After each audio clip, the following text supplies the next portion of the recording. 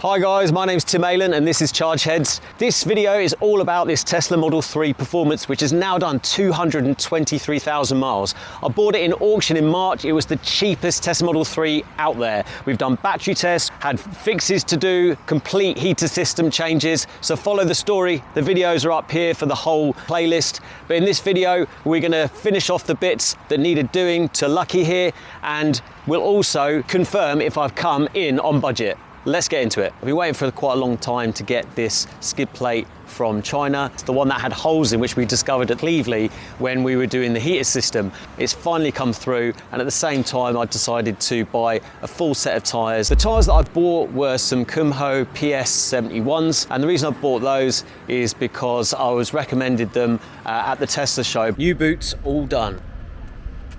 Ready for action. One thing to remember, if you are changing your tyres, do not forget to go to the service mode and show the car that you've changed them. Let me show you how you do that. So you click service, then down to wheel and tyre, then wheels, then, tyres, and then go to select type service, replacement full set, and then just press reset. It'd be interesting to see how long these tyres last, me not driving it, thanks to Camskill. A great place to get your tyres. Shout out to them. I used to use them when I used to have a Daihatsu Charade GTTI because they used to do modified parts there, but it's a great place to get tyres cheap. Now on to the next thing that I've already done, which is sort out those rusty sills. So I'm just at RS Repairs, admiring this beautiful Trans Am you can see behind me here, because I'm just picking up Lucky after some smart repairs that has been done, some bodywork that's been done on the car, because as people know, there was a bit of rust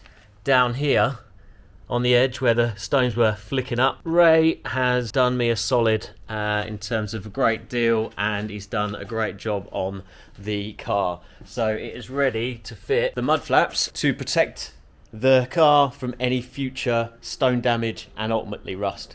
So yeah, going to be taking it away and got some other bits to fit, and it's soon to be completed, and we got a total price of what it's cost me finally.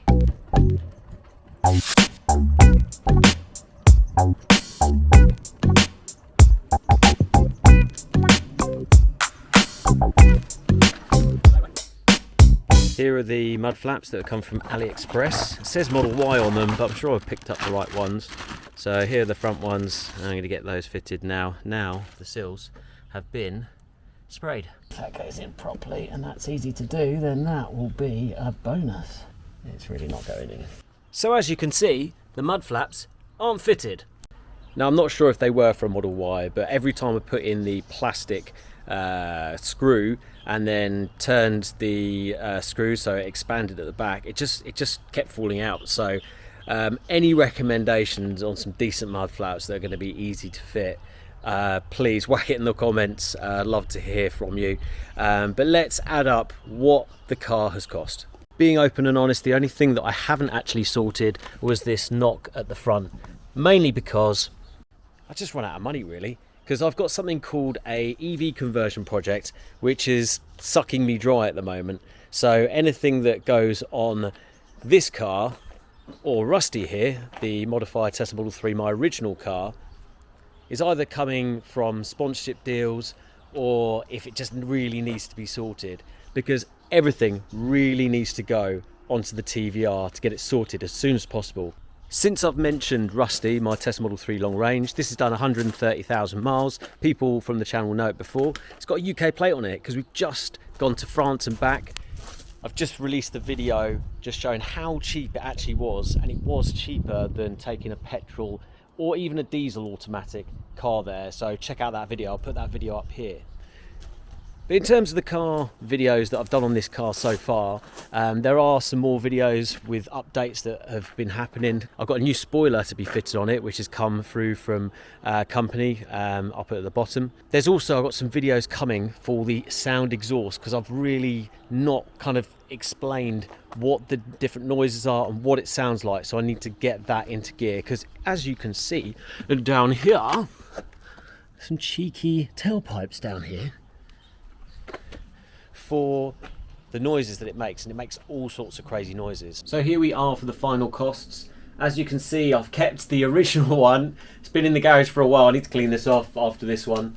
So I estimated that the front bumper damage was going to be 200 quid, and I've decided not to do that because of funds. Seals, 200 quid. They actually did cost me £200 from Ray, from RS Repairs, so nice one, Ray.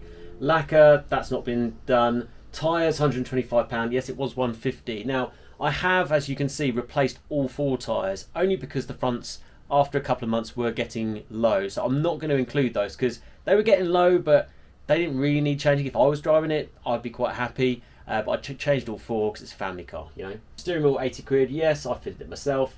Now, when it comes to service, I'm also going to include the protection plate. And the protection plate was 52 quid. It was also £314 for the fitting. Also, all the fixing they had to do under there. The fixing under there, essentially, there was an impact underneath and it sheared a couple of bolts, and there was other damage underneath the car, which they have rectified now. So that's why it costs more. And also I got them to chuck in a couple of the air filters while they're at it, because I mean, I was going to buy them from there anyway, and they said, look, it's not going to cost you very much in labour. So I thought, you know what, let's just get it done, get it sorted. So in total that cost £314. £314 plus the £52 for the undercover plate, and it was £490 to sort out the bush that needed doing and the air conditioning system. Those mud flaps didn't work, so I'm just gonna sell them off or give them away. So I do need to take that into consideration. I'm not gonna just do a video for mud flaps. No one wants to see that, let's be honest. But let's say 30 quid. I'm sure it'll cost less than that. Let's add that up and see how close I got to the £12,100 in total. You know what? We've only gone and done it. It's £1,316 added to the 10,041, and I estimated £1,359. So I've come in budget by about 40 quid. I will hasten to add, thank you so much for people using my referral code, because this 314 didn't actually cost me anything. I just used my referral codes. So just a massive thank you. Thanks for everyone who's been following the journey of me buying this Tesla. And don't get me wrong, you know, in March, these Tesla Model 3 Performance 22 plate with sort of 60 odd thousand miles were going for about 22 grand.